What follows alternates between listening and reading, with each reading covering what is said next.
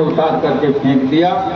ये महाराज ऋषभदेव दिशाओं को ही अपना वक्त समझते हैं।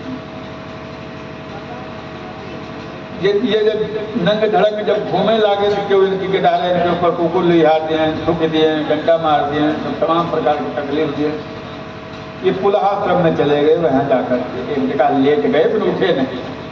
अंदर से तो परमात्मा का ध्यान करते, लेकिन बाहर से गूंगा बहरा पगला की तरह अपने पड़े रहते, गंदगी भी कर देते, उसी में लौटते रहते। ये स्थिति थी ऋषभदेव महाराज की। 8 सिद्धियां 9 निधियां इनके पास आई कि सरकार हम आपकी सेवा करना चाहते हैं। सिद्धियों को इन्होंने डांट करके भगा दिया। जो सिद्धियां हैं ये भगवान से मिलने के मार्ग में बाधा हैं, इसलिए हमको कोई सिद्धि विद्धि नहीं चाहिए। इन्होंने सिद्धियों को डांट करके भगा दिया। भगवान के स्वरूप का चिंतन करते करते करते करते करते करते भगवत स्वरूप हो गए, भगवान के धाम को चले गए। भरत महाराज राजा बने। एक बात और बताए, बुरा न माने, कि जेकर जैसे माई बाप वो का वैसे लड़का, और जेकर जैसे घर द्वार वो का वैसे फरिका। अब जेकर बाप इतना बड़ा जोगी महात्मा, लड़कों को कुछ से आएगा ना आए। महाराज भरत जी बहुत दिन तक राजपाट चुकी हैं। एक बात और बता दी, अपने से यहाँ शास्त्र में 3 भरत की चर्चा आई है।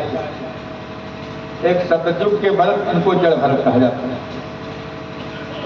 दूसरे त्रेता के भरत, जो हमारे भगवान श्री रामचंद्र के भाई थे भरत जी, जो उसके नाम पर भरत कुंड बना। इससे त्रेता के भरत। तीसरे भरत द्वापर के, तो हस्तिनापुर के राजा दुष्यंत के पुत्र भरत, जिनके नाम पर हमारे देश का नाम भारत पड़ा है। ये तीनों भरत एक से बढ़कर के एक धर्मात्मा। हम चर्चा कर रहे हैं जड़ भरत की, ये सतयुग के भरत है। तो भरत महाराज राजा बने तो राजपाट बहुत दिन तो किया। उसके बाद तो राज्य से वैराग्य पैदा हो गया। राजपाट उन्होंने मंत्रियों को सौंप दिया। उसके बाद जंगल में चले गए तपस्या करने के लिए। गंडकी नदी के जल में डूब करके, गंडकी नदी के जल में गले भर पानी में डूब करके ये भगवान का ध्यान करते थे।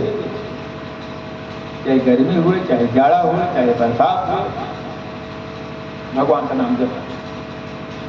नाम सबसे निराला है सीताराम, नाम सबसे निराला है सीताराम, नाम सबसे निराला है सीताराम, नाम सबसे निराला है सीताराम। सब भक्तों की माला है सीताराम, सब भक्तों की माला है सीताराम, सब भक्तों की माला है सीताराम। कंस दुराचारी अन्याय को करने लगा, कंस दुराचारी अन्याय को करने लगा। नंद ऊपर नंद आदि गोपों को सताने लगा, नंद पर नंद आदि गोपों को सताने लगा। बन गए ग्वाल बाला हे राधे श्याम, बन गए ग्वाल बाला हे राधे श्याम, बन गए ग्वाल बाला हे राधे श्याम, बन गए ग्वाल बाला हे राधे श्याम। नाम सबसे निराला है सीताराम, नाम सबसे निराला है सीताराम, नाम सबसे निराला। गंडकी नदी के जल में गले भर पानी में डूब करके ये तपस्या करते, चाहे गर्मी हो, चाहे जाड़ा हो, चाहे बरसात। वही गंडकी नदी आज नेपाल में बहती है, जहां शालिग्राम मिलते हैं। गंडकी ये जो थी ये राज वैश्या थी। पहले गंडकी जो थी ये राज वैश्या थी। और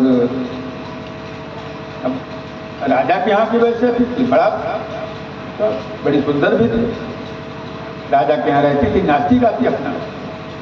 एक दिन इसके दिमाग में बात आई, चलो कथा सुन लेते हैं। कथा सुनने के लिए गई। जिस दिन वो कथा सुनने गई उस दिन पंडित जी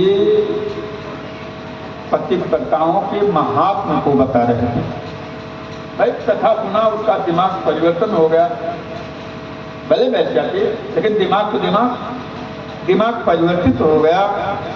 जब कथा वथा पूरी हो गई, गया अपना 2-4 हजार पंडित जी को दे दिया। और पंडित जी देखें जगते रह गए ना, भाई सुंदरो मंदिर रहे। तो कहें कि देवी बताइए कैसे आई? हाथ जोड़ कहा, महाराज हम वैश्या हैं, आप पतिव्रताओं के महात्म को बता रहे थे। हम लोगों को एक दिन में न जाने कितने ग्राहकों को संतुष्ट करना पड़ता है, तो हम सब पतिव्रता धर्म का पालन कैसे करें? भाई हम अपने धर्म का पालन कैसे करें? हमारे तो पति है नहीं, ग्राहक हैं हमारे, तो हमारा धर्म कैसे रहे, हमारा तलबकार कैसे हो? तो पंडितों के पास हर चीज का जुगाड़ होता है। पंडित जी ने बताया कि बच्चा तुम एक नियम बना लो, इतने बजे जो ग्राहक आ जाएगा उसी को हम पति मान करके 24 घंटा सेवा करेंगे, पूरी तरह से पत्नी बन करके। इस तरह से तुम्हारा पतिव्रत धर्म चल जाए। कहा ठीक महाराज। चली गई, वो नियम उसने गठिया लिया। 9 बजे हमारे यहाँ जो ग्राहक आ जाएगा उसी को हम पत्नी मान करके 24 घंटा सेवा करेंगे। अब जो आ जाता ग्राहक उसकी खूब सेवा करती, खूब शुश्रूषा करती, खूब काफी दिन भी